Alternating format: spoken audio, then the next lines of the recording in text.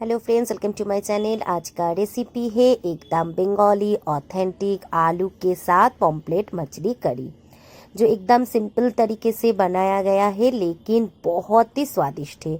एक बार ऐसे बना के खा के देखिएगा, इतना अच्छा लगता है। फिर मुझे कमेंट करके बताइएगा। तो चलिए बिना स्किप किए पूरा वीडियो को देख लेते हैं। तो देखिए 3 मछली ले ली हूँ। मछली को हल्दी और नमक से अच्छे से मैरिनेशन करके रख दूंगी। तब तक मछली को मैरिनेशन करेंगे जब तक इसका मसाला रेडी ना हो जाए। तो अच्छे से कट करके धो के उसके बाद हल्दी नमक लगा के बस 5 से 10 मिनट मैरिनेशन करके रख दीजिए जब तक आपका मसाला रेडी हो रहा है।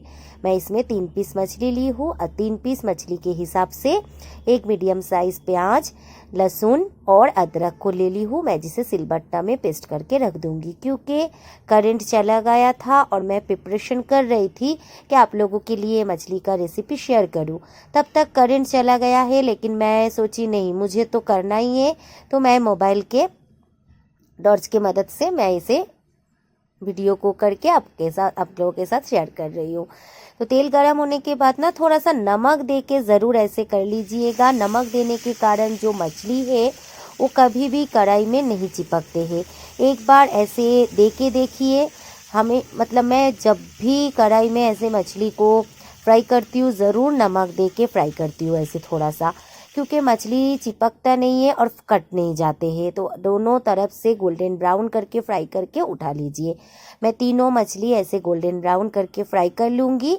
उसके बाद उसी तेल में आलू दे के आलू को भी मैं फ्राई करके उठा लूँगी। आलू एकदम धीमी फ्लेम पे तब तक फ्राई कीजिए जब तक आलू एकदम सॉफ्ट ना हो जाए, क्योंकि ज़्यादा इसमें मैं पानी नहीं डालूँगी कि बहुत देर तक उबाल आए, तो उसमें क्या है ना, ग्रेवी का जो टेस्ट है वो चला जाता है ज़्यादा देर तक अगर आप पानी दे के उबालेंगे।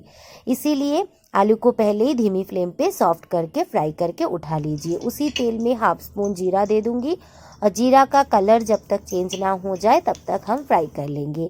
जब जीरे का कलर चेंज हो जाएगा तभी इसमें डाल दीजिए अदरक लहसुन प्याज का जो पेस्ट हमने बना के रखे थे, वो पेस्ट मसाला उसके में थोड़ा सा फ्राई करके जस्ट 2 स्पून मैं पानी इसमें ऐड करूँगी, क्योंकि मसाला जल ना जाए, इसीलिए 2 स्पून पानी दे के अच्छे से मसाला को फ्राई करूँगी जब तक इसका कच्चा जो स्मेल है वो चला ना जाए।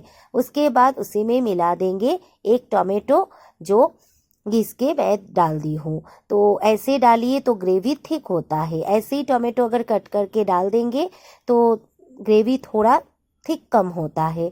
तो अच्छे से कच्चा स्मेल चले जाए टोमेटो का। उसके बाद हाफ स्पून धनिया, हाफ स्पून जीरा, हाफ स्पून हल्दी और 1 स्पून मैं डाल दी थी मिर्ची पाउडर। डाल के थोड़ा सा पानी डाल के अच्छे से फ्राई करूँगी। जब तक मसाला अच्छे से फ्राई ना कीजिएगा ना तब तक स्वाद नहीं आता है। तो जितना मसाला अच्छे से फ्राई करेंगे तेल छूट जाएगा, तब देखिएगा एकदम इतना अच्छा स्मेल और इतना अच्छा टेस्ट आता है, यकीन नहीं मानेंगे।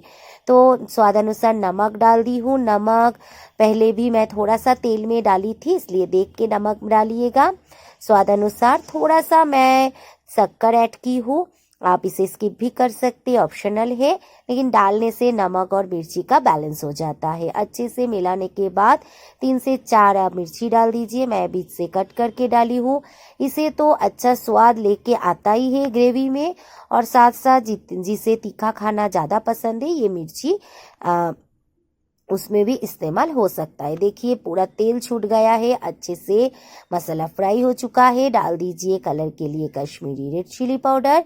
मिलाने के बाद मैं 250 ग्राम तक पानी उधर गरम बिठा दी हूँ। मैं स्पैचुला या खुंती जो भी बोलिए, इसमें से मसाला जब फ्राई कर रही हूँ उसी पानी में रख रही हूँ, इसलिए पानी भी मसाला वाला हो गया है।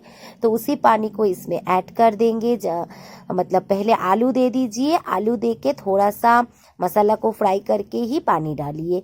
आलू तो ऐसे भी बॉयल हो चुका है, लेकिन फिर भी आलू पहले डाल के अच्छे से मसाला से मिला के फिर वो पानी को हम ऐड कर देंगे।